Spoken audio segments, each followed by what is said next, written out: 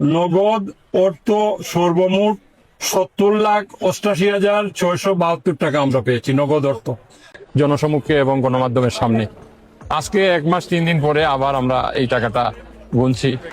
তো সেটা অ্যাকর্ডিংলি অতীতে যেভাবে জেলা প্রশাসকের নামে যে অ্যাকাউন্ট খোলা হয়েছে সোনালী ব্যাংক কোর্ট বিল্ডিং শাখায়, সেইখানেও ব্যাংকে জমা রাখা হবে। আর আমরা যে কমিটিটা আমরা কাজ করে বিভিন্ন জনের সাথে পরামর্শ করেছি, মোট 4 জন ছিলেন দরগা থেকে প্রতিনিধি। এই 4 জন সহ আমরা কমিটিতে যারা ছিলাম আপনারা জানেন, সরকারি কর্মকর্তারা সকলেই ছিল।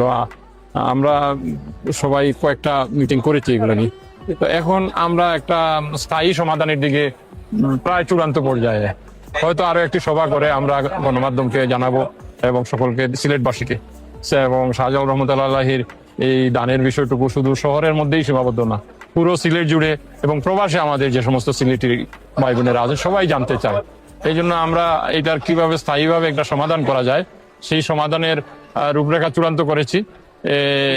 এটা খুব শীঘ্রই জি হবে, কেননা আজকে এই কমিটির কনভেনার সিলেটে এসেছেন, ইনফরমালি ওনার সাথেও আমরা লাস্ট কিছু কথাবার্তা বলবো বলে আমরা এটা প্রকাশ করে দিব। নগদ অর্থ সর্বমোট 70,88,672 টাকা আমরা পেয়েছি নগদ অর্থ। আমি রিপিট করছি, 70,88,672 টাকা।